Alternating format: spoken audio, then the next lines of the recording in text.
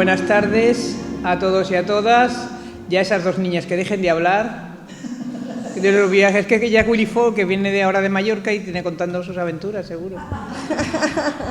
Trágicas aventuras. Se le ha muerto un hombre el día antes de venir, el mismo día que venían para acá. Así que la pobre estará contando la historia. Bueno, pues desde Club de Lectura Mar de Leva os damos la bienvenida, como he dicho, a todos y a todas en esta tarde cultural y deseamos que lo paséis muy bien y que aprendamos mucho. Yo no dudo que será así por el elenco que tenemos ya en la mesa. No me meto yo ahí, claro. Me refiero a nuestra gran escritora sanluqueña, que es María Regla Prieto Corbarán, conocidísima por todos vosotros, y que será quien introducirá a la autora del libro que traemos entre manos, que es Isabel Rodríguez, que va a entrar en el mundo fascinante, lleno de mitos, poderes y leyendas. Ya han pasado estos días por Cádiz y Jerez con un éxito de público asegurado, así que aquí comprendo que también va a ser igual. Ya tenemos medio, por lo menos lleno, casi lleno esto. Isabel Rodríguez es profesora de la Universidad Complutense de Madrid y os admirará saber la gran cantidad de actividades, investigaciones y otros títulos que ella tiene y que desarrolla, y para eso va a estar Regli Prieto, que es la que va a desvelar esa maravillosa trayectoria que tiene Isabel. Espero que paséis un buen rato descubriendo de manera accesible y visualmente impactante las historias de los principales dioses del Olimpio, como Zeus, Atenea, Apolo, Artemisa y muchos más, que de la mano de Isabel pasearán por esta biblioteca, porque son principio y fin de esa cosmología fantástica que se han mantenido vivos pero mutables a lo largo del tiempo, asumiendo poderes y significados distintos, mudando sus nombres y cambiando sus leyendas a causa de la imaginación de distintos biógrafos y la interpretación de las diferentes culturas que los hicieron suyos. Así que adelante y gracias por venir a Sanlúcar, Isabel. Esperamos que esta tarde salgamos de aquí conociendo esos grandes dioses griegos y que sea también sus conocidas representaciones artísticas. Y ahora cedo yo la palabra ya a María Regla Prieto para que nos diga todo lo que quiera ella y nos admire de todo lo que sabe Isabel y vamos, que creo que es increíble. Vamos, yo por lo que he visto es algo maravilloso. Y también que tenemos ahí los libros a la venta, que ha venido la librería del Pino, nuestro amigo Teo, a traer los libros, y que quiera comprarlo, pues con toda tranquilidad lo puede hacer. Gracias. Hola, buenas tardes.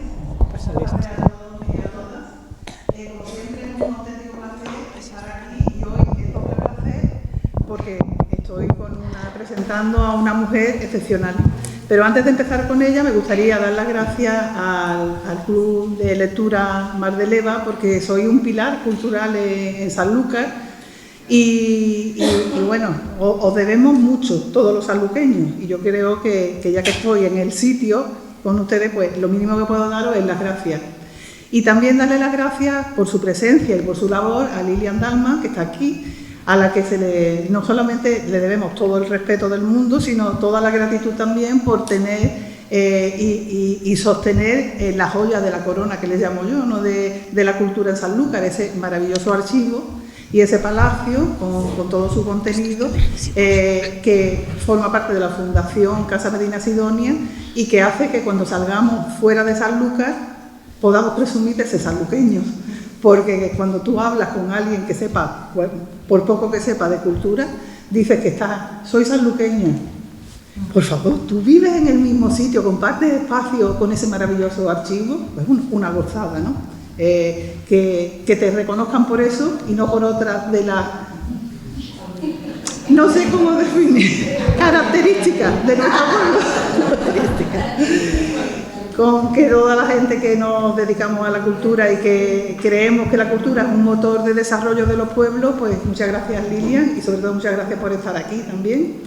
Y bueno, por supuesto, muchísimas gracias a Isabel Rodríguez, que viene de Madrid, que ha venido en una pequeña tournée por la provincia de Cádiz, que bueno, ha tenido a bien venir a Sanlúcar a compartir todo su conocimiento, que bueno, es una maravilla. Con el permiso de todos ustedes, si me pongo a hablar de Isabel y del libro, nos podríamos llevar aquí como 8 horas, con lo cual es mejor que me ciña lo que tengo escrito y con el permiso de ustedes lo voy a leer, porque así le doy antes la palabra a nuestra autora, que a quien han venido ustedes a escuchar, ¿no? Pues voy a empezar por hacerme y hacerle varias preguntas. ¿Por qué a cualquiera que se acerque a la mitología clásica nos han fascinado y nos siguen fascinando los mitos en general y los dioses griegos en particular? ¿Por qué nos quedamos maravillados ante las hazañas, venturas, desventuras y miserias de ese panteón de dioses que son divinos y a la vez reflejos de nuestra humana y a veces, más de lo razonable, ruin condición? Es evidente que a pesar de haber pasado muchísimos siglos, la mitología ha pervivido hasta la actualidad. A pesar de haber sido modificados y reeditados los mitos, su esencia sigue estando vigente y poseen sin duda el don de la eternidad. Están, sin que muchas veces ni siquiera lo advirtamos, junto a nosotros y forman parte de nuestro mundo actual. Perdón. Veamos algunos ejemplos. En cualquier noche estrellada de nuestro pueblo, simplemente con mirar hacia arriba, hacia el cielo, vemos estrellas o planetas y todos tienen nombres de dioses. Venus, Marte, Mercurio. Me gustaría resaltar, y ya un poquito más adelante hablaremos y le voy a preguntar a Isabel sobre nuestra estrella emblema, ¿no?, de nuestro pueblo, Astarte Venus, ¿no? Ese planeta que está ahí brillando en los amaneceres y en los atardeceres de nuestro pueblo y que bueno, creo que es parte también incluso del escudo heráldico de nuestra ciudad, ¿no? Porque en nuestro escudo viene Lucifer y Fani, el templo del que porta la luz. Esa luz es precisamente Venus, ¿no? Pues aparte de eso, también hay museos en todo el mundo cuyo nombre proviene de las 9 musas, que eran hijas de Zeus, como todos ustedes saben, y protectoras de las artes, como la poesía, la historia, la danza, etc. Y cuya madre, Mnemosine, la memoria, nos recuerda que las artes nos ayudan a mantener la memoria del pasado, lo que exactamente hace un museo hoy en día. Permanece entre nosotros el dios Asclepio, en el símbolo de las farmacias y de los hospitales. Este hijo de Apolo era el mejor médico de la tierra e incluso era tan bueno que resucitaba a los muertos. Y se paseaba por toda Grecia con un bastón rodeado de una serpiente curando a la gente. Por eso hoy día en muchas farmacias y hospitales vemos el símbolo de una serpiente alrededor de una vara. Tampoco podríamos entender hoy día el psicoanálisis ni a Sigmund Freud sin la mitología, pues se basó en ella para desentrañar la manera en la que se forma el inconsciente. Solo mencionaremos 2 ejemplos. Todos conocemos el mito de Edipo, el amor del hijo, ese amor exagerado del hijo hacia la madre y como consecuencia los celos hacia su padre, o el de Electra, el amor de la hija hacia el padre. En el habla son comunes las expresiones vivir una odisea, tener el talón de Aquiles, abrir la caja de Pandora, ser un narcisista, quedarse de piedra, que se remonta al poder de petrificar de Medusa, o hacerse eco de algo en homenaje a la ninfa Eco, que fue condenada a repetir la última palabra que decía la persona con la que conversaba. En el teatro, las tragedias griegas siempre han sido y son una apuesta segura, y muchos dramaturgos, a lo largo de la historia, se han visto atraídos por la mitología, dotando a los mitos de actualidad, algo solo posible por ese carácter intrínseco que tiene el mito de eternidad. Solo pondré, por no alargarme, el ejemplo de una obra relativamente reciente, Los dioses y Dios, de Rafael Álvarez el Brujo, estrenada con tremendo éxito en el verano de 2021 en el Festival Internacional de Teatro Clásico de Mérida. También en la música y en la literatura hay miles de referencias y libros o discos dedicados o basados en mitos o dioses griegos. Piensen ustedes en el montón de óperas que hay sobre ello, por ejemplo, bueno, y literatura, ¿no? Yo solamente voy a hacer referencia a uno que a su vez también se ha convertido en una especie de mito y en el nombre de un síndrome, Peter Pan. Pan, de quien Peter toma su apellido, era un dios griego de la naturaleza, mitad cabra, mitad hombre, que pasaba el día en una fiesta constante, tocando la flauta, bailando, sin pensar en nada más y sobre todo sin pensar en su futuro, y muy contento de tener la edad que tenía. No vamos a crecer, ¿para qué, no? Si todos son problemas. Tenemos además muchísimos ejemplos en el cine. Hay infinidad de películas sobre héroes y dioses griegos y ustedes se acordarán de muchísimas. Yo solamente voy a mencionar una que me parece deliciosa y que me encanta, y es Poderosa Afrodita, de Woody Allen. Quien no la haya visto, les recomiendo que la vea, porque hace una versión súper divertida y una recreación maravillosa del mito y del teatro griego. Y como siempre que tengo oportunidad, les recomiendo que escuchen la excepcional canción de Javier Crae, como Ulises, pues tiene las risas y el placer garantizado.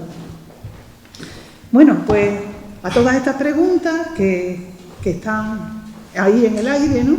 Esa pervivencia del mito, pues yo creo y doy fe de que la respuesta a todas esas preguntas y a muchas más están en el libro que hoy presentamos, el gran libro de los dioses griegos de Isabel Rodríguez, donde se nos invita a un maravilloso paseo por la mitología y se nos ofrece una guía para conocer los mitos, sus imágenes y su significado.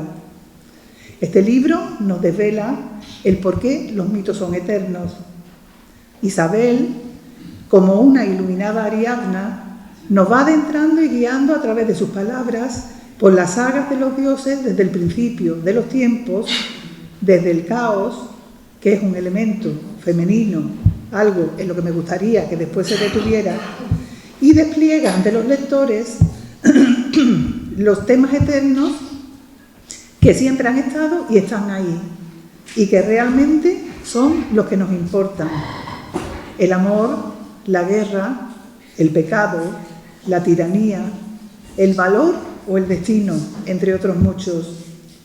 Pues de eso trata este libro, en el que se ahonda en esos modelos de comportamiento y de valores que no son más y no son menos que retratos de la complicada y excepcional naturaleza humana.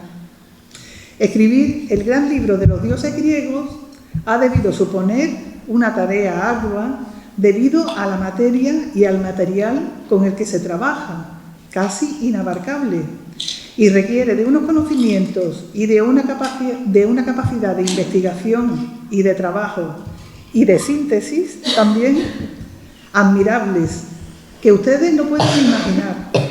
Por eso este libro, yo creo personalmente que solo lo podía haber escrito Isabel Rodríguez, y ahora lo van a entender, porque aunque les voy a exponer muy brevemente el currículum académico y profesional de nuestra autora, verán que entre sus muchas virtudes tiene el arte de domar el tiempo y de hacerlo mucho y bien, algo no muy frecuente entre los humanos.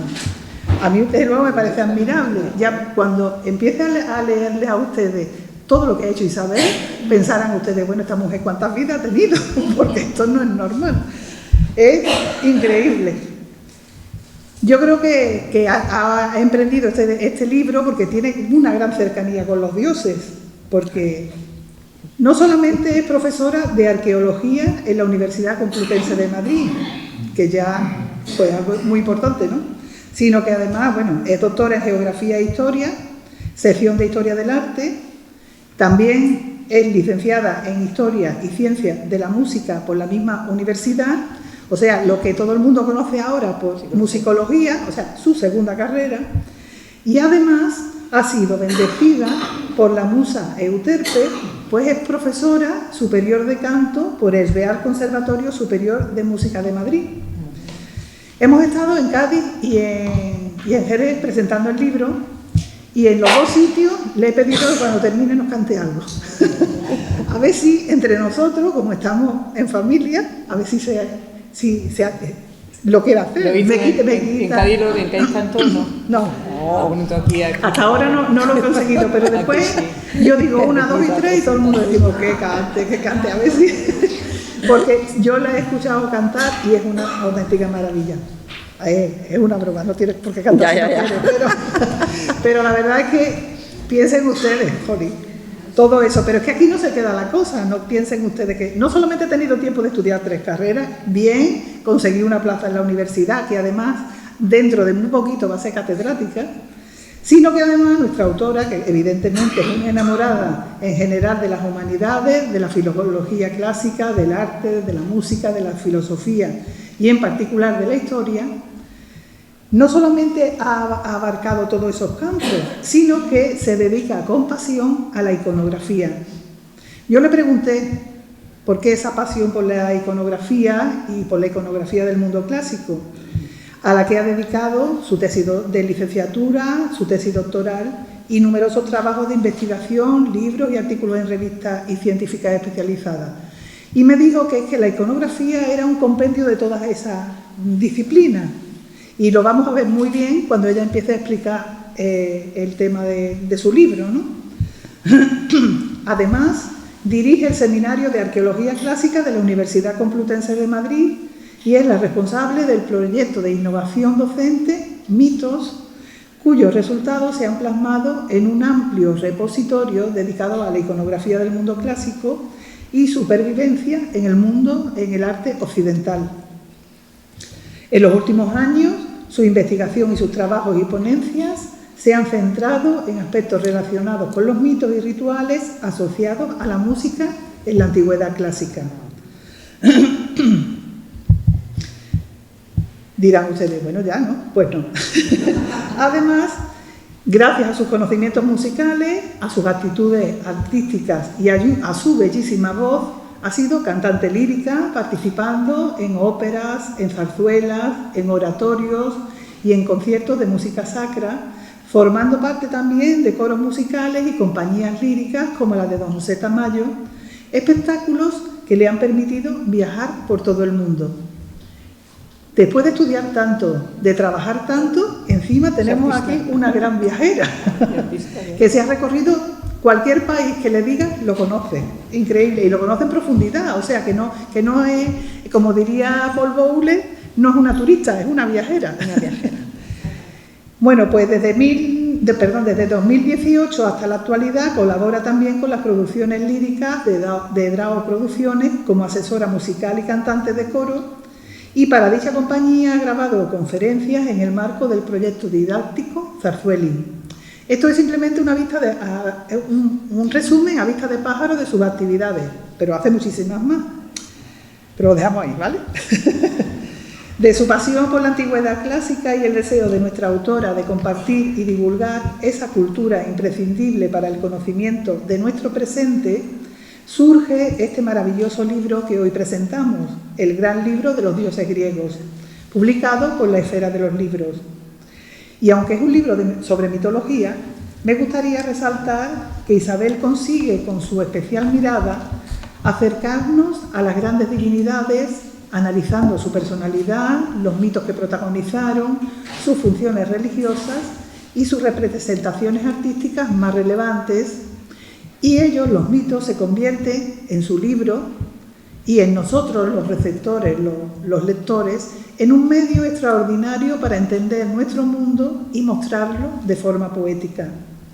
La estructura del libro, como ella después comentará, plantea un recorrido cronológico que permite al lector comprender el complejo panteón griego desde los inicios del mundo, un mundo en su origen femenino, y una vez que ha estudiado la formación del universo, aborda a los dioses primordiales y los titanes, para centrarse a continuación en los dioses olímpicos y concluir con la creación de la humanidad.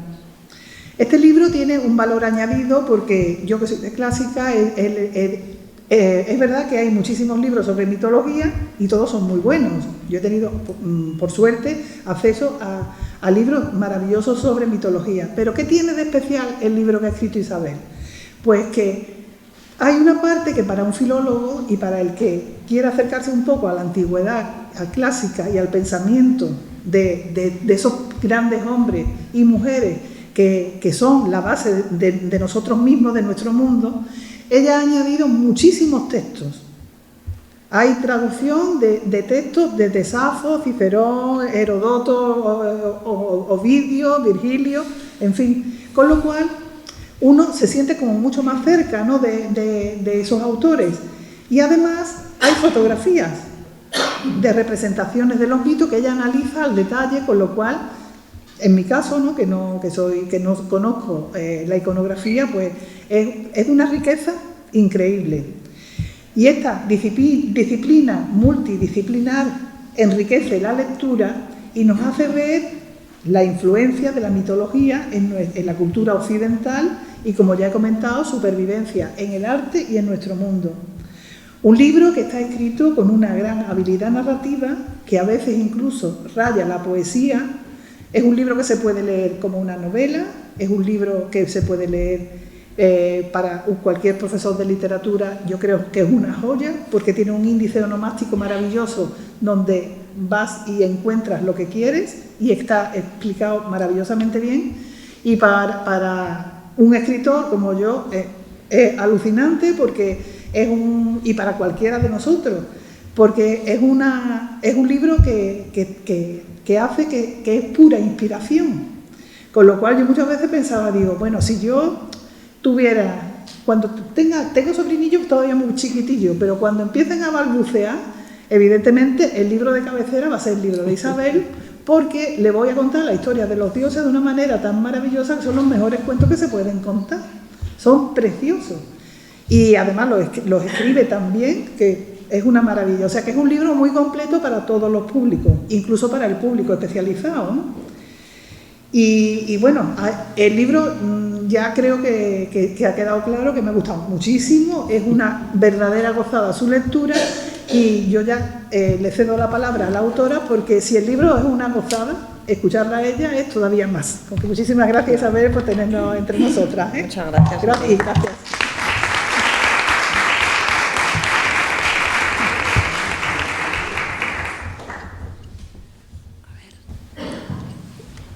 Muchísimas gracias, Regla. Buenas tardes a todos.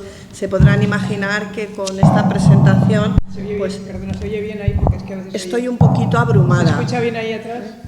Sí, vale. Yo es que creo que esto me sobra. bueno. Con esto me sobra, ¿verdad? Sí. Estoy un poquito abrumada, pero aún así voy a tratar de quedar con un mínimo de dignidad en esta tarde. Muchas gracias a todos por su presencia, a todos y a todas por estar aquí. Muchas gracias al Club de Lectura Mar de Leva, desde luego a IFI o Ifigenia, bueno, a la Biblioteca Pública Rafael Pablos de Sanlúcar, y a mi querida María Regla Prieto por esta generosísima presentación. Y bueno, pues he venido a hablar de mi libro, como ustedes saben, así es que sin más dilación voy a comenzar con ello. Y comenzaré diciendo que este no es un libro especializado en el sentido estricto del término, sino una obra pensada para acercar un poquito de la sabiduría clásica a nuestro tiempo. Un libro que he planteado con sencillez, pero también con rigor, dentro del marco de la experiencia docente que me avala y de la investigación que he llevado a cabo en todos estos años. Yo creo que puede ser una obra de consulta tanto para alumnos como para lectores interesados en las humanidades en general, y, ¿por qué no?, pues como ha dicho María Regla, también para mis propios colegas, porque yo misma, desde que salió a la luz en octubre de 2024, me he ido consultando en alguna cosilla. Y bueno, me van a permitir, desde nada, que comparta pantalla, al menos una vez en la vida, con este imponente Dios. Es un detalle de una estatua famosísima de bronce, un original griego del siglo V a.C., que se conserva en el Museo Arqueológico Nacional de Atenas y que siempre llamábamos Posidón, pero que ahora llamamos Zeus. Ahí está un poco el debate, ahí está parte de la complejidad que encierra este mundo, que ni siquiera pues a las personas que hemos dedicado toda la vida al estudio de estas imágenes, a veces somos capaces de ponernos de acuerdo y de saber a ciencia cierta de quién estamos hablando, de quién se trata. En cualquier caso, vamos a hablar de mitos, aunque siempre desde esta perspectiva pues algo incompleta, lógicamente.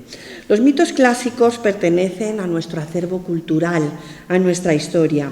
Podríamos decir que son ficciones, a mí me gusta decir, indestructibles, no se pueden destruir, porque nos hacen reflexionar sobre el hombre, sobre sus miedos, sobre los anhelos, sobre las pasiones humanas, en definitiva. Y bajo su exuberante fantasía poética se esconde siempre una metáfora muy honda que nos habla del mundo y de todo lo que existe. El término griego mitos significa palabra, discurso, narración. Decía que el término griego mitos significa palabra, entendida como discurso, como narración, pero bajo el paraguas de esta denominación genérica se cobijan muchos significados, más o menos comprensibles a nuestra mentalidad actual. Son fórmulas heterogéneas, fábulas, leyendas, obras dramáticas, relatos novelescos, relatos épicos, mitos de creación y un larguísimo etcétera, cuyo denominador común es que están protagonizados por los dioses y los hombres, o mejor dicho, por la relación entre los dioses y los hombres. El mito lo que nos ofrece, en esencia, es una cosmovisión, una visión completa del mundo a través del cual podemos tender un puente entre la humanidad y el entorno, entre quienes vivieron en el mundo antiguo y nosotros, los hombres y mujeres de nuestro tiempo. Pasado y presente, por tanto, están bien hermanados a través de los conceptos y de los sentimientos que la mitología evoca, porque en realidad los mitos hablan de amor, de guerra, de vida, de muerte y, con tan trascendentales fundamentos, ponen ante nuestros ojos todas las contradicciones que nosotros mismos tenemos, lo que es el ser humano en sí mismo. No se trata, por tanto, de cuentos vacíos, sino de un medio extraordinario para entender el mundo y mostrarlo, eso sí, de una forma poética. Por tanto, sabiduría, ciencia, religión, costumbres, relaciones humanas, todo se encierra en las fábulas antiguas y en las acciones de los dioses. En sus narraciones se explica la formación del universo, la vida que late en él, las relaciones entre los hombres y su entorno, tanto el natural como la relación del ser humano con los poderes asociados al mundo sobrenatural.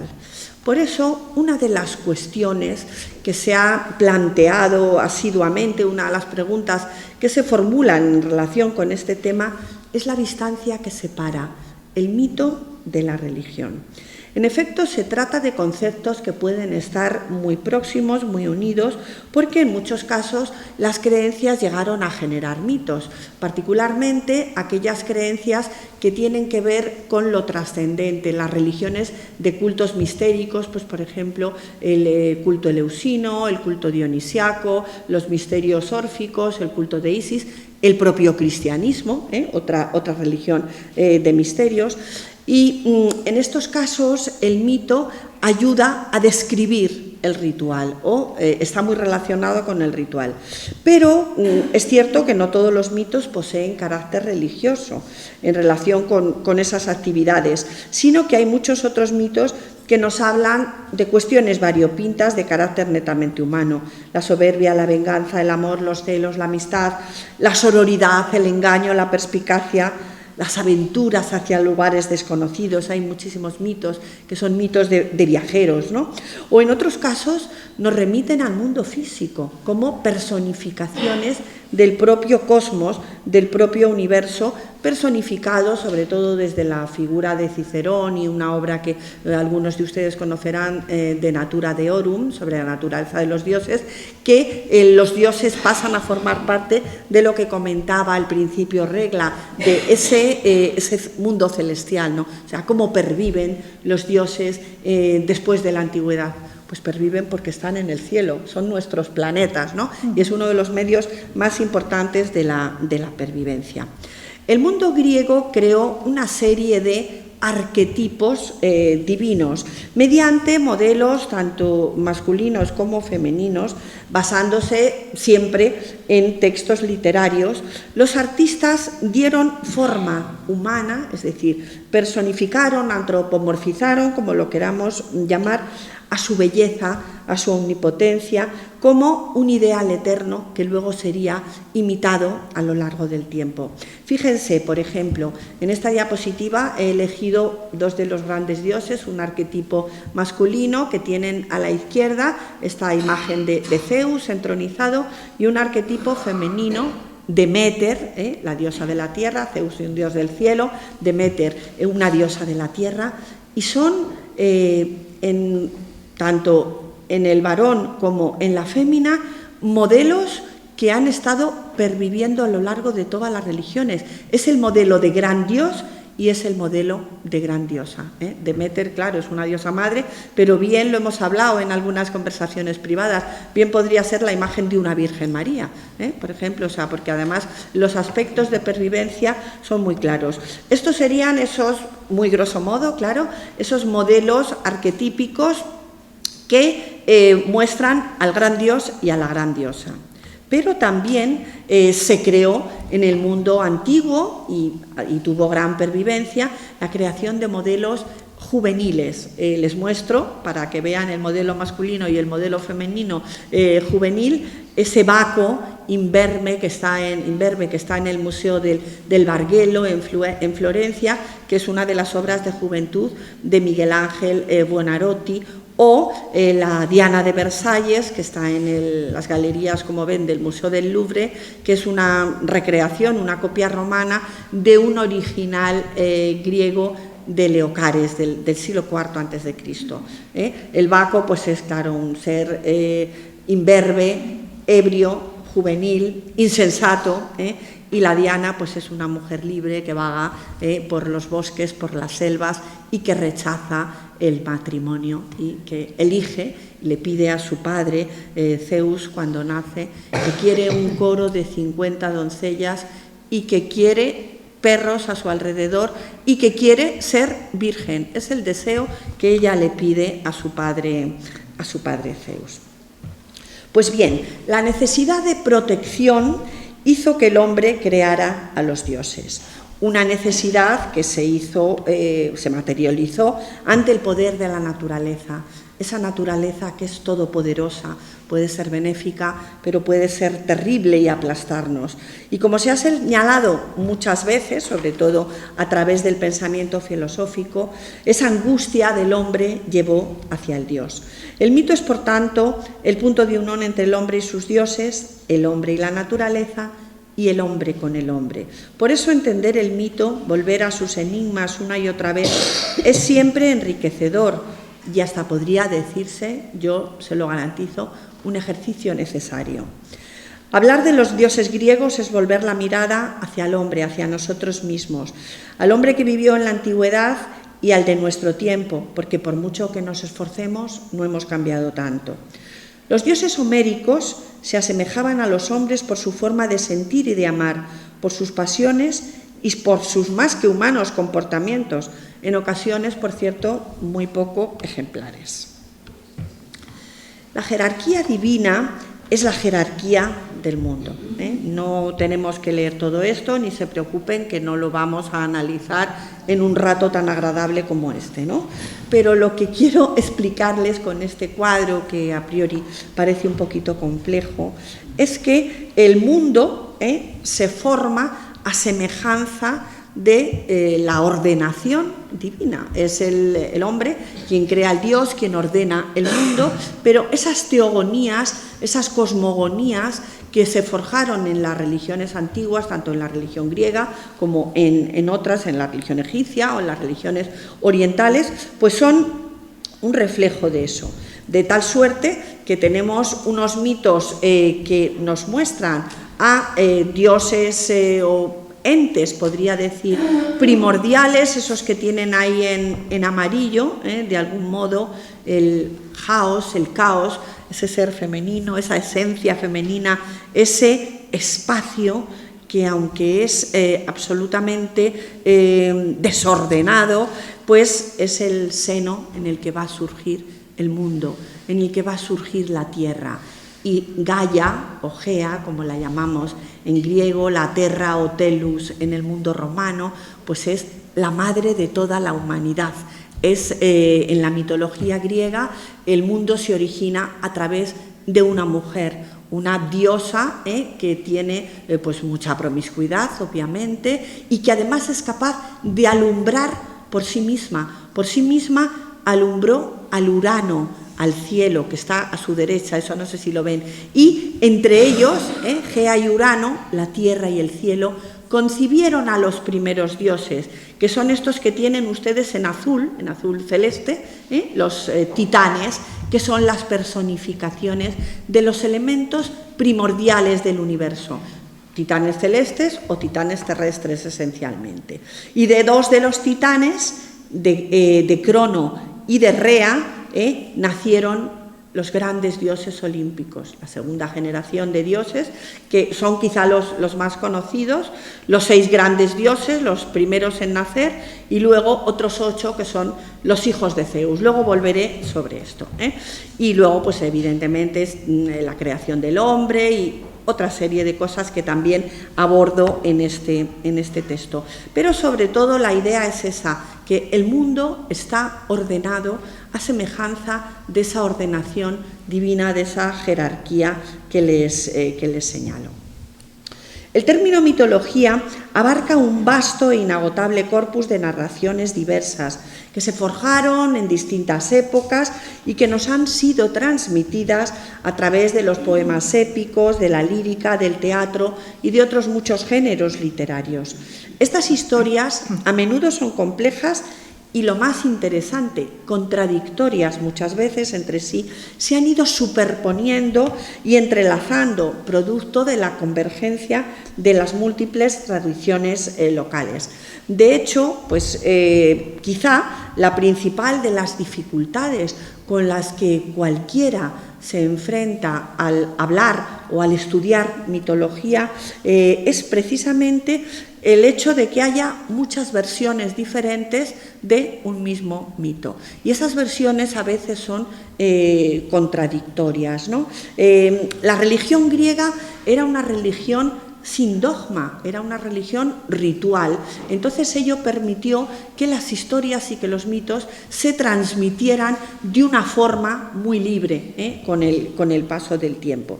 Por tanto, este origen diverso, estas influencias, estas tradiciones locales que hablo, hicieron que los mitos pudieran variar de un lugar a otro, de un tiempo a otro, que se fueran enriqueciendo y añadiendo matices con el tiempo, ¿no? Y por tanto, establecer una secuencia cronológica del perfil mitológico, por ejemplo, de los dioses o de los mitos que protagonizaron, es muy difícil. Es una tarea que trataron de acometer los mitógrafos ya en época romana, y la verdad es que lo tuvieron bastante complicado. Establecer esa secuencia complicada, pues por ponerles un ejemplo, quizá el más difícil es el perfil mitológico y todas las aventuras de Dioniso, el dios de la vendimia y el dios del vino, con todos sus viajes, todo su periplo enloquecido por su madrastra hacia el oriente, que no es otra cosa que el trasunto de la extensión del cultivo de la vid hasta la India. Es decir, que en todo esto se esconden muchísimas cosas. Lo cierto es que un rápido recordatorio, como estamos aquí haciendo sobre las fuentes clásicas, nos va dando pistas sobre todo esto.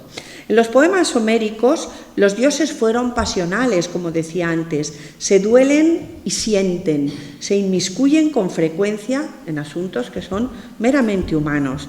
Por ejemplo, Hera es celosa, Zeus, su marido, un gran conquistador. Apolo, a pesar de lo guapo que es, un desgraciado en los amores y por eso un dios muy vengativo. Las Nereidas, diosas menores, familiares. Hermes, un dios que es casi humano, un ladrón, realmente, el patrón del latrocinio. Ares, un destructor. Atenea, a la vez racional y guerrera. Afrodita, sin embargo, es una diosa que sucumbe a su propia pasión y que sufre por amor. Deméter es la madre. Hestia es hogareña, es la personificación del hogar. Poseidón, tan cambiante como el mar, en carácter además huraño. Artemis, como antes decía, una mujer libre. Y Hefesto, un trabajador. Pero en todos los casos, sea cual sea su naturaleza, sea cual sea sus prerrogativas y sus características, pues a los dioses griegos nada se les escapa y todo lo deciden. Tienen un poder muy importante. Después de Homero, Hesíodo, en el siglo VII a.C., redujo en una medida muy importante esta humanización de los dioses y elaboró una cosmogonía, ese linaje, esa construcción de lo que es el origen del mundo. En esta se nos explica el origen, las fuerzas de la naturaleza, todas las genealogías divinas. O sea, Hesíodo lo que hace es ordenar un poco todo eso por primera vez y nos lleva hasta el linaje de la humanidad. Y claro, con la llegada de la humanidad también llegaron los esfuerzos, los sufrimientos, marcando el fin de la era dorada, de la áurea aetas. Y esta temática es la central en otra de sus grandes obras, Los trabajos y los días, donde se aborda el duro destino del ser humano tras la pérdida de aquella Arcadia feliz. Y poco a poco, a través de la obra de los poetas líricos, arcaicos y clásicos, se fueron enriqueciendo las biografías de los dioses para explicar y reinterpretar sus mitos, mostrar sus acciones y crear nuevas situaciones mediante la invención o la reelaboración de historias, porque los mitos se fueron reelaborando también en función del pensamiento y de la ideología de cada época. Esto es algo interesantísimo y forma parte de la vida y de la pervivencia del mito. También los propios pensadores, los propios filósofos recurrieron al mito para explicar sus pensamientos, porque dense cuenta no solamente de la importancia de los asuntos que trata el mito, el amor, la vida, la muerte, la inmortalidad, todo lo que hablábamos, el orden social también, por supuesto, pero es que la filosofía no se separa netamente del mito hasta la figura de Aristóteles, hasta la primera mitad del siglo IV. Bueno, con todo lo que les cuento, se pueden ustedes imaginar que los mitos fueron atravesando por diferentes etapas, fueron susceptibles de ser interpretados, de ser explicados, sometidos a diferentes exégesis y fueron valorados por los más grandes pensadores, adaptándose gradualmente al devenir histórico y a los contextos cambiantes. Hubo mitos con sentido netamente político, pero otros con sentido geográfico, pero en última instancia siempre a través del mito se representó el mundo. Y luego, por ir un poquito más rápido, los dramaturgos, los poetas bucólicos, luego los autores romanos, pues nos mostraron su propia versión. De los autores romanos solamente quiero citar a Ovidio y a Virgilio. Ovidio, en su maravilloso texto muy poético, Las Metamorfosis, pues nos explica el origen de las plantas, de los peces, de los árboles, el origen de muchas cosas con las que convivimos cotidianamente. Y Virgilio, en su maravillosa epopeya, que es la Eneida, pues retoma la épica con un sentido grandilocuente después de muchos siglos que Homero hubiera escrito sus poemas. Y además, pues bueno, los geógrafos, los astrónomos, todos los intelectuales de la antigüedad volvieron su mirada a los mitos para explicar el mundo. Esto hizo que, desde luego, pues la pervivencia en Occidente no haya cesado en todo el momento. Y especialmente en la Edad Media, la figura de Ovidio fue moralizada y fue utilizada en unos famosos textos que son los Ovidios moralizados, en los que se le otorgó una enseñanza moral, una enseñanza ejemplar. Eran exempla, eran modelos de comportamiento, tanto para el bien o para lo que no había que hacer, evidentemente, para desecharlos. Y otro de los aspectos, pues quizá más interesantes para entender los mitos, es la relación que estos tienen con el arte. El arte fue uno de los medios de difusión y expresión de la mitología. Los artistas lo que hacen es llevar a cabo un ejercicio de éfrasis, un ejercicio de descripción de las imágenes. Lo que los escritores habían volcado en sus textos, los artistas lo plasman en sus obras. De esta manera se popularizaron los mitos y los dioses adquirieron una forma material. Se personificó la inmortalidad, la omnipotencia y todas esas capacidades sobrehumanas que les eran propias, siempre, eso sí, a través de la belleza del ideal clásico. ¿Y cómo hicieron esto? Pues fundamentalmente a través de lo que llamamos en la iconografía los atributos iconográficos, que son esos objetos que los dioses llevan o que los dioses lucen en su indumentaria y que nos permiten reconocerlos. A veces no son solamente unos objetos materiales, pueden ser unos animales, puede ser el propio aspecto, pues Afrodita, por ejemplo, Afrodita Venus, pues es la diosa de la belleza, entonces es la diosa que siempre es la más bella de todo el panteón helénico, siempre lleva muchas joyas, la llaman la policrisos en los textos, la muy dorada, ¿no? la muy adornada, y es una diosa que siempre está risueña. Igual que Posidón decía antes, es cambiante, Afrodita es una diosa de la risa, es una diosa del amor, es una diosa que incita al amor, ¿no? Entonces, bueno, estos atributos, o Atenea, que es la que tienen en la pantalla, esa diosa protectora de las ciudades ante las invasiones extranjeras, esa diosa también del raciocinio, es la personificación de una idea. Ella nace de la cabeza de Zeus cuando Festo le da un golpe con su hacha, ¿no? Entonces, pues Atenea lleva esas armas siempre, en este caso, pues la ven con el casco rematado en un crestón muy ancho, y esa égida protectora con la cabeza de la gorgona Medusa.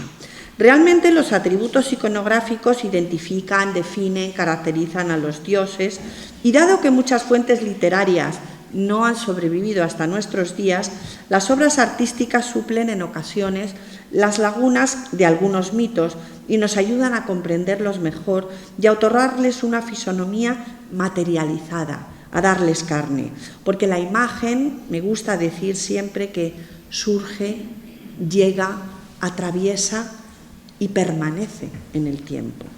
La imagen y la palabra formaron un binomio extraordinario, porque, a la inversa de lo que estoy contando, muchas de las obras de arte hoy perdidas no son conocidas por las descripciones de los autores antiguos, que nos dan cumplida información sobre ella. Este binomio nos ofrece una semblanza muy rica de aquel universo semiolvidado, reintegrando algunos de sus aspectos. Esa palabra, entendida como mitos, es nuestra visión personal del mito, donde no podía faltar la imagen que se muestra en este libro a través de brevísimas semblanzas iconográficas de los dioses y de su evolución e interpretación a través del tiempo y la historia. Fíjense, les he señalado nada más un pequeño fragmento del libro quinto de la descripción de Grecia de Pausanias, donde el autor describe la imagen criselefantina que estaba en la celda en el interior del templo de Zeus olímpico, en el santuario de Olimpia.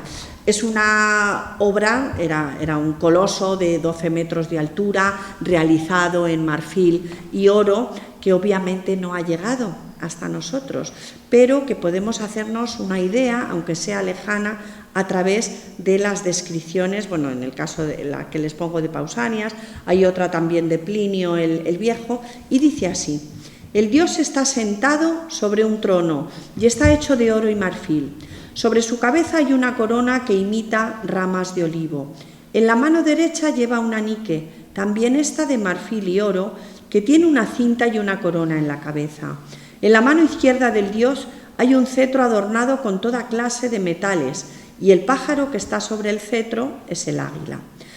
Las sandalias del dios también son de oro, e igualmente su túnica. En su túnica están trabajadas figuras de animales y las flores del lirio. El trono está artísticamente trabajado con oro y piedras preciosas y con ébano y marfil. Sobre él están pintados animales y esculpidas imágenes. Hay 4 niques bailando, una en cada pie del trono, y otras 2 están en el extremo de cada pie. En cada uno de los pies delante están los niños tebanos raptados por esfinges, y bajo las esfinges Apolo y Artemis están disparando flechas a los hijos de Níobe, etcétera. La descripción sigue. Entonces, gracias a esto, y bueno, obviamente a los hallazgos arqueológicos, en este caso, pues el propio taller de Fidias que se conserva allí en Olimpia, pues podemos hacernos una idea, aunque sea muy lejana, de la importancia que tuvo esta figura. Fidias, por cierto, fue encarcelado porque se le acusó de robar un poquito de oro de la estatua y también de haberse autorretratado en una de las imágenes. Y bueno, es una historia bastante curiosa. Lo cierto es que cuando el mundo romano se hizo con el dominio político de los territorios antaño helénicos, Grecia se superpuso culturalmente a Roma. Sus leyendas fueron entonces reinterpretadas, asumidas y utilizadas con diferentes propósitos.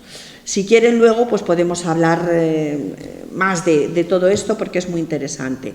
Los antiguos dioses itálicos se sincretizaron, se identificaron en no pocos casos con los más importantes dioses griegos, poderosos, atractivos y sobre todo muy ilustres para los romanos y también más hermosos que ellos. Y a través de Roma la pervivencia de la mitología griega y de sus dioses sobrevivió al tiempo. Sus historias formaron parte del acervo cultural de las élites antiguas y modernas que se vanagloriaron de poseer su conocimiento y lo exhibieron sin pudor alguno. Muchos proverbios, refranes, emblemas, símbolos que todavía, como se ha señalado, usamos asiduamente, se originaron en los mitos, ya imperecederos a través de la cultura popular. Y ni el medioevo ni la fuerza arrolladora del cristianismo pudieron acabar con el poderoso mensaje que esconde la mitología. Ello generó un proceso de simbiosis, una síntesis prodigiosa que diría yo, que unió el paganismo y el cristianismo y que se hizo visible en los siglos del Renacimiento. El Renacimiento fue un milagro porque realmente se consiguió unir el paganismo con el cristianismo a través de la filosofía neoplatónica.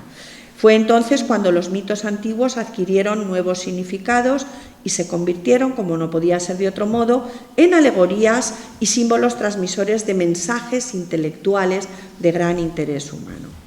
Otra cuestión muy importante es que los poderosos, los reyes, los príncipes, el papado y muchos más utilizaron los antiguos mitos como ejemplos, siguiendo la senda que había sido iniciada por los estoicos en la antigüedad y seguida por las moralizaciones propias de la Edad Media a las que me he referido anteriormente.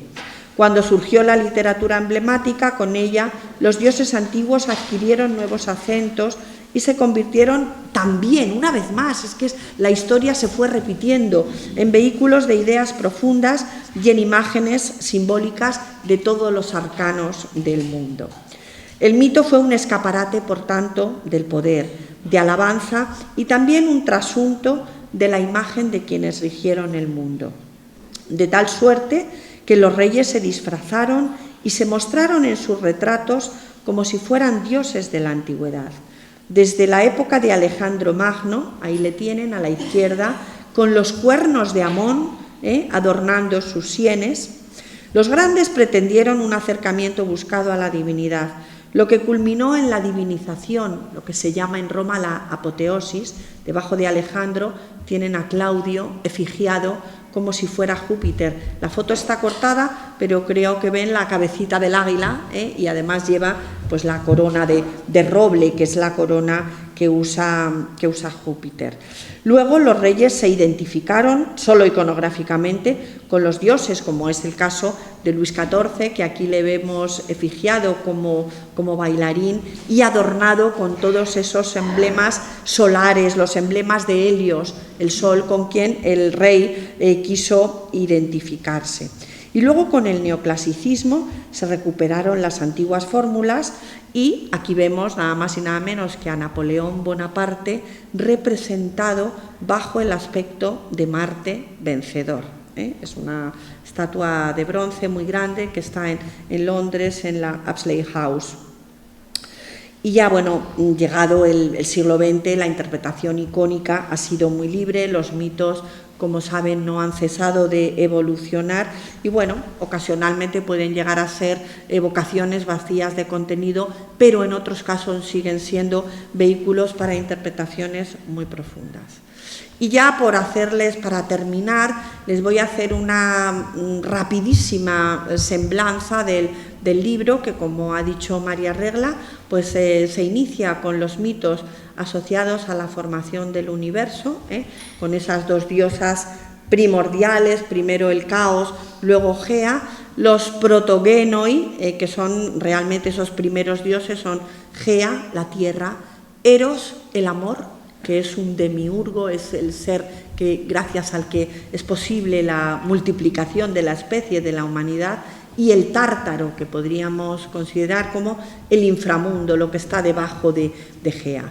Y a ellos luego se une el cielo, claro, con el que Gea engendra a los titanes.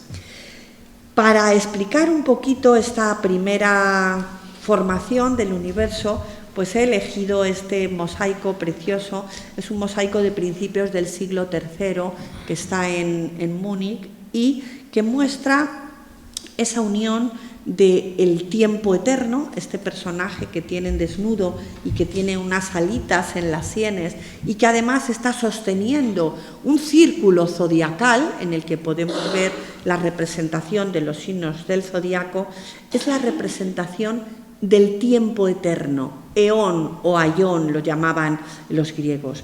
Y esta figura recostada, rotunda, con los senos y el vientre abultados, coronada con toda esa corona frutal y pues muy llena de vida, ¿no? Realmente, y con esa sierpe que le adorna el cuello, está rodeada de 4 figuras diminutas. La figura que tienen en la izquierda, es que no sé si lo puedo señalar, sí. Esta figura sería la primavera, la personificación de la primavera, la personificación del verano con las espigas sobre la cabeza, la personificación del otoño con esos racimos que cuelgan de su cabeza, y ya como oculta bajo la propia personificación de la tierra, la personificación del otoño, del invierno, perdón, este personaje que además está muy tapado.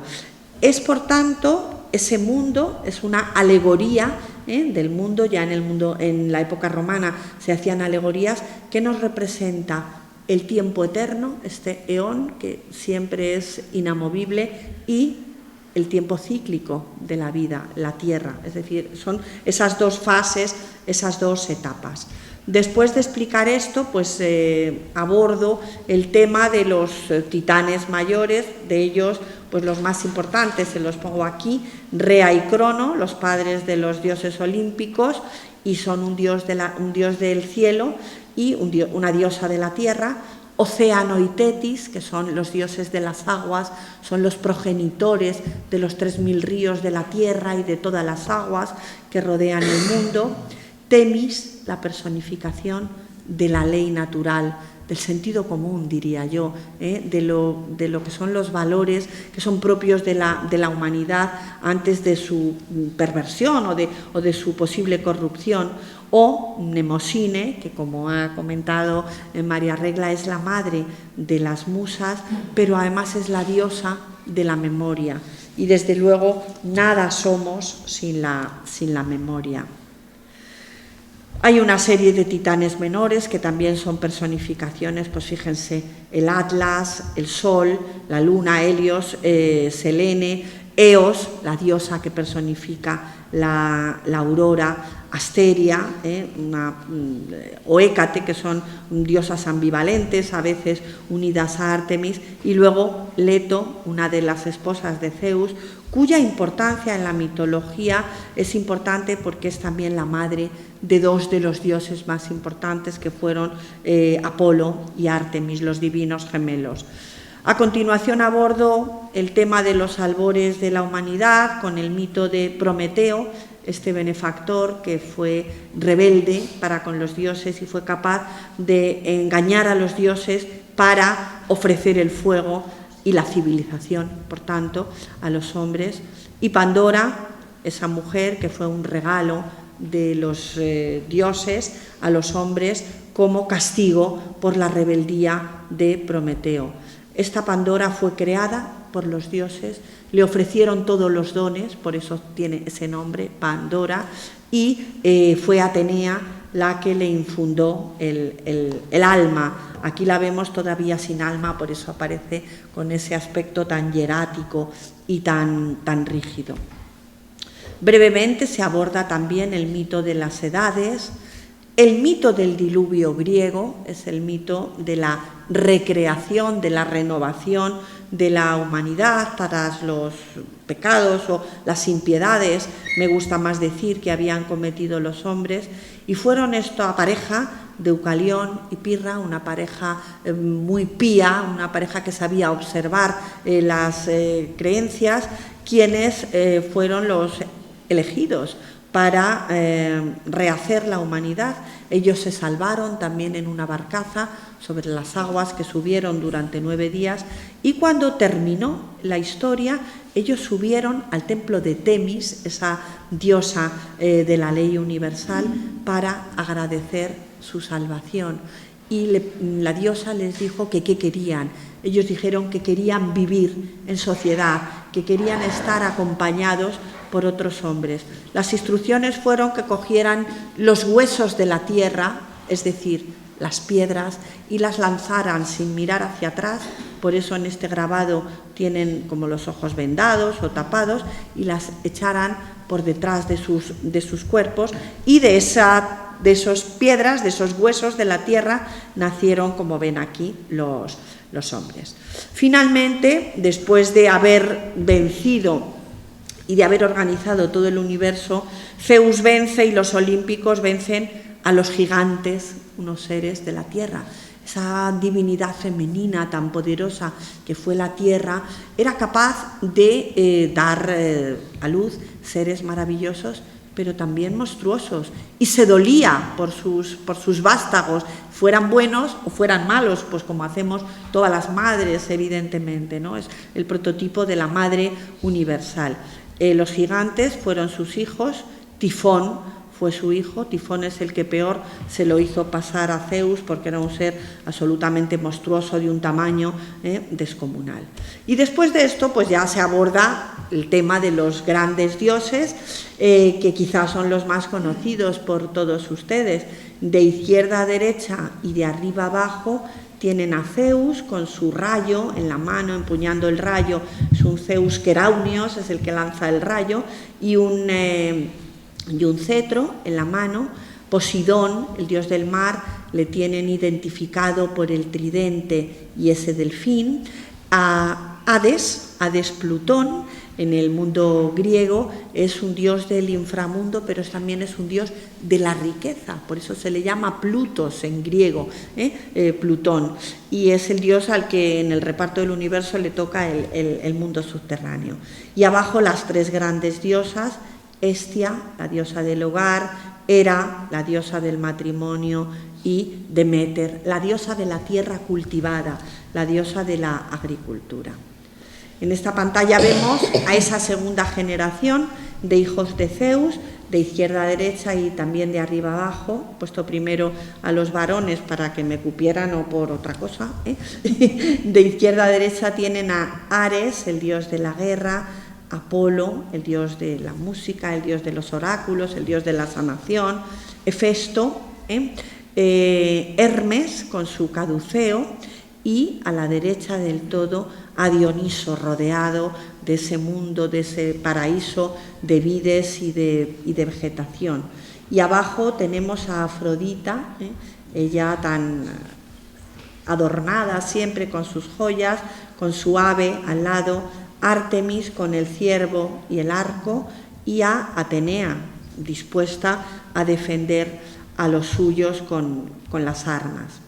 El planteamiento general de cada apartado, como decía al principio, ofrece un perfil mitológico de cada personaje, para mostrar un poco las cuestiones generales sobre el mismo.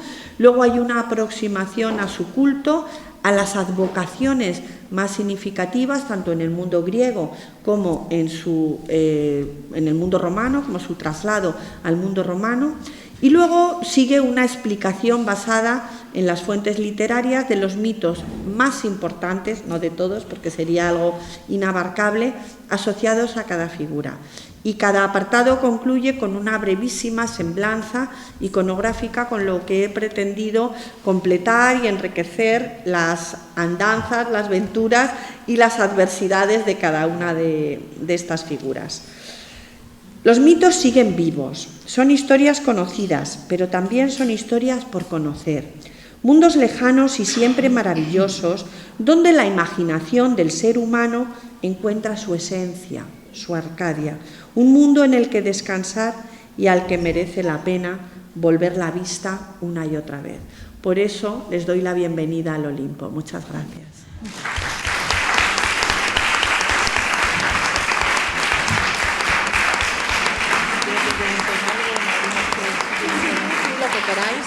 Si alguien quiere preguntar algo. Es que el dios cristiano maldijo a la serpiente, pero sin embargo la serpiente no es maldecida ¿o sí? No.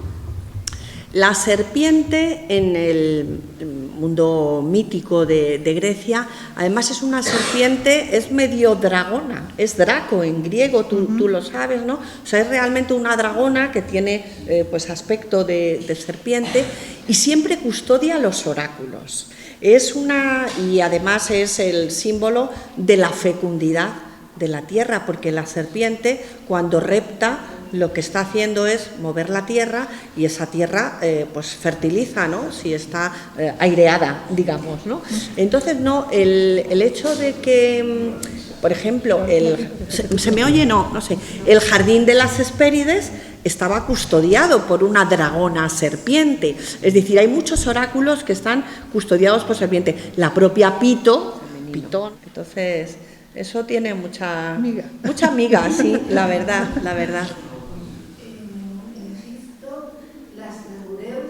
Sí, es un símbolo de la realeza. Lo llevan ahí las diosas y las reinas. Claro, siempre. Y la propia tierra, hemos visto en ese mosaico, que iba con la serpiente. O sea que en el caso del mar es diferente, porque ese monstruo marino, el Ketos marino, es una serpiente marina, pero que representa los peligros del mar. En el caso del océano, que es el Atlántico, claro. En el mundo hispanoamericano, la serpiente es un símbolo de protección. ¿Puede tener alguna relación con, porque bueno, hay tesis de que América evidentemente fue visitada por los fenicios, por los griegos, y puede haber alguna relación?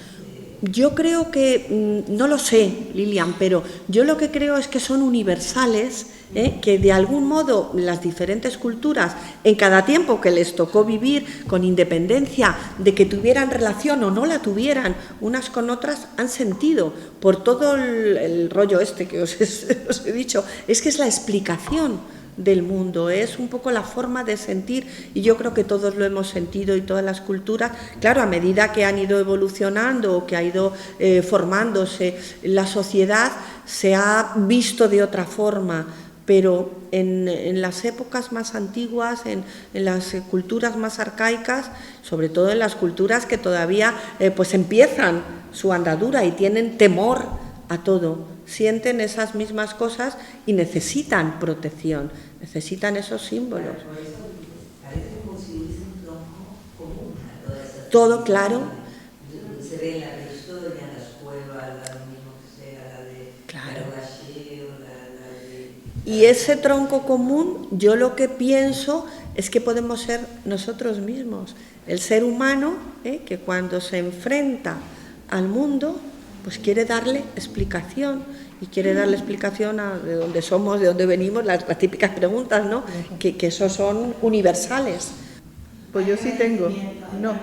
Yo que quiero preguntarle otra cosa.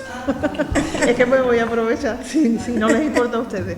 Es que al hilo de lo que ha dicho antes Isabel, que me parece interesantísimo, es que ha dicho una frase que, bueno, me llama mucho la atención, que ha dicho que, bueno, el tema de la serpiente tiene mucho que ver con el paso de una sociedad matriarcal a una sociedad patriarcal, ¿no? Entonces, yo recuerdo, yo no soy especialista en esto, entonces yo igual soy muy atrevida, pero yo te hago la pregunta.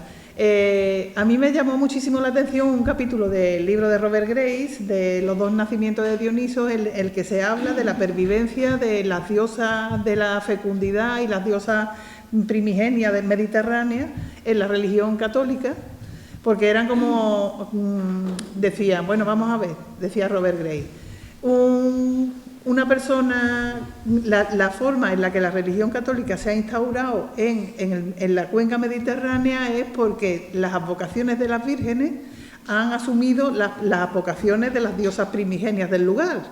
Entonces, hay muchas vírgenes en el Mediterráneo porque antes había muchas diosas y era la forma de cristianizar, haciendo una unión de ambas tendencias. Háblate un poquito de eso. A ver si... Sí, bueno, yo, estoy completamente de acuerdo con eso.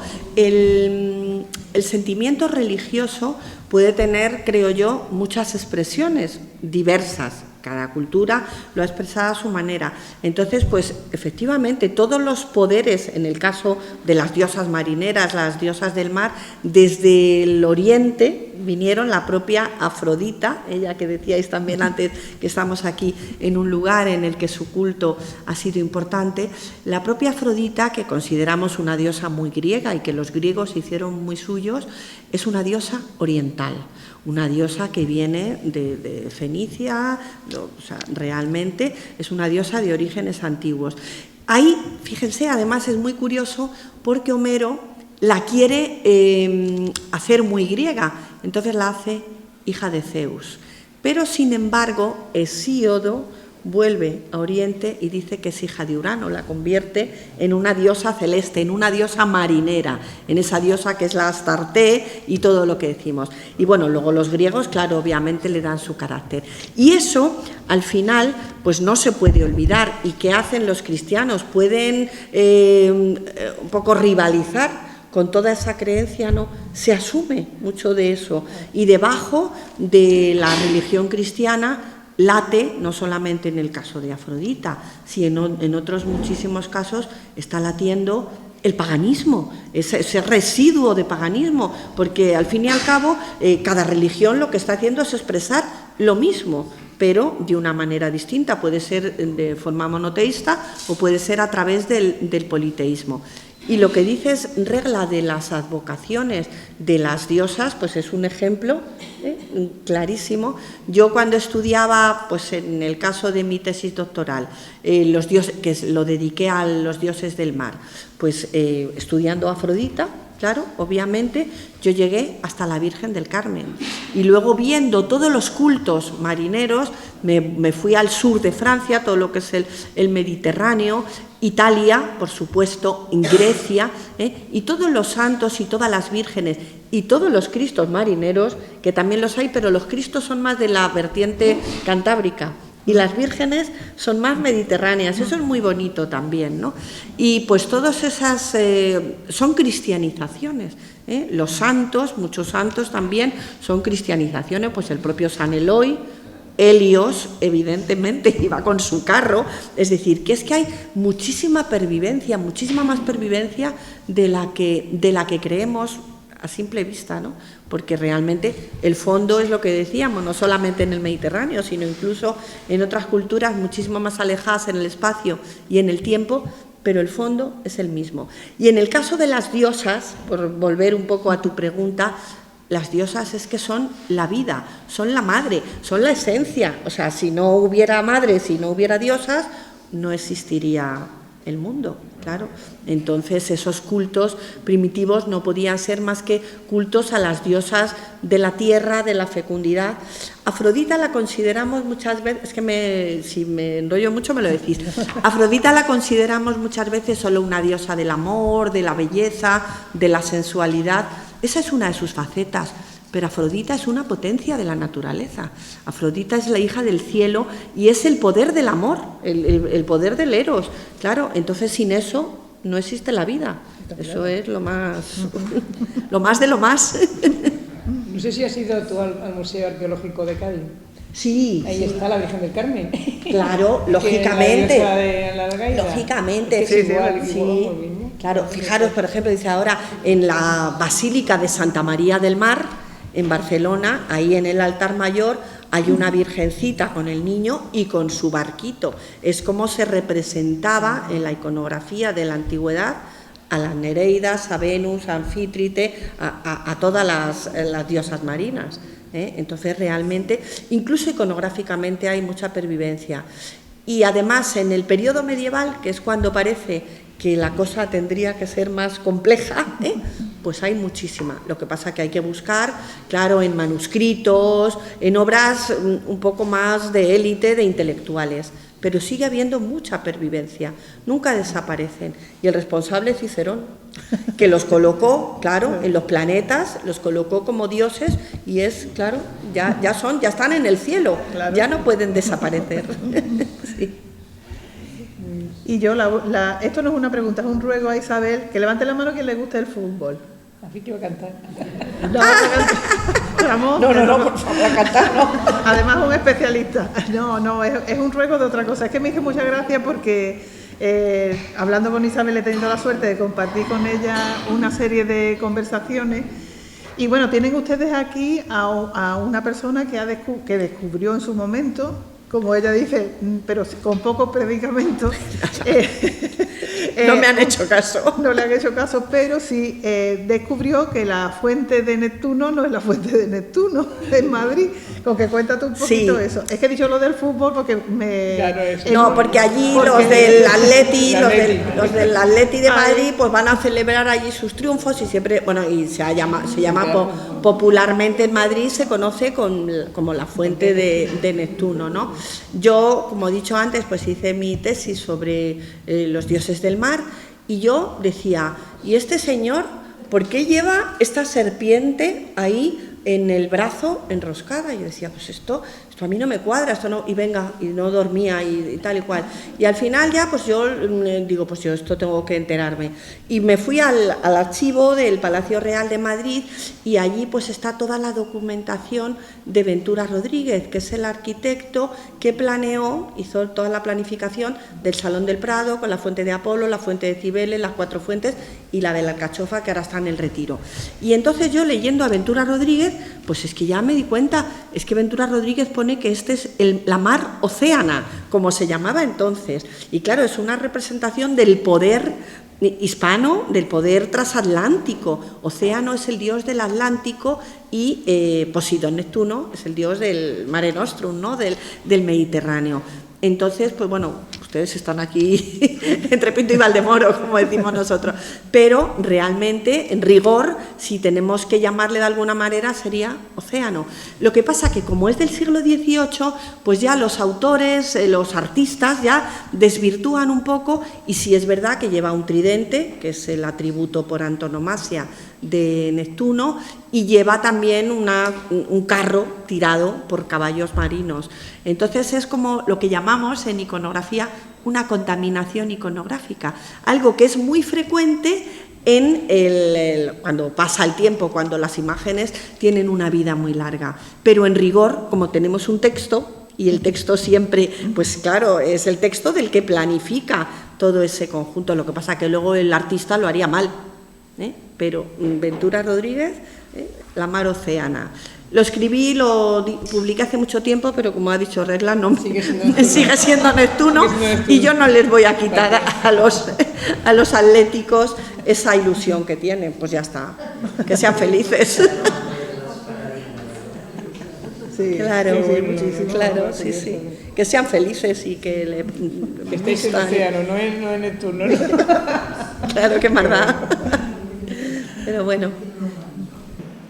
Sí, un momentito, Isabel.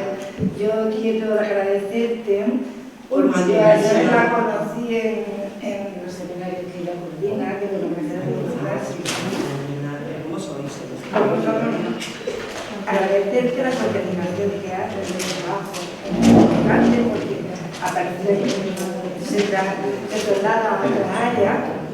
Y entonces hay dos cosas. Te traigo el sello de la cara tan peso. Madre mía. Y te traigo un medallón de Estamos en la ciudad de la luz, de la Roseta Gastarte, Venus, va encontrando colores porque Venus es un portigués y en tu cuello va a estar. Madre mía. Y va a competir con la Muchas gracias. Me siento... De verdad, qué vergüenza. Yo lectura madre para que te endulces un poquito. ¿Hay más? Esto de parte de lectura. Madre mía de mi vida. Un detallito. Bueno, muchísimas gracias. Qué bien, volando, bueno. Gracias, muy amables, de verdad. No tengo palabras, nada más que de agradecimiento, Lo de vamos. Esperanza, genial, lo de la hija. Bueno, pues Qué muchísimas, bonito, por favor. Una preciosidad. Yo tengo casi todo. muchísimas gracias a todos. Me voy a quitar la aretusa y me voy a poner, con tu permiso, que la llevo siempre. Qué bonito, muchísimas gracias. Por la asistencia, que ha sido Qué un bonito, auténtico qué placer bonito, compartir un la ratito con curiosidad de lo que todos. tiene la hija. Muchas gracias.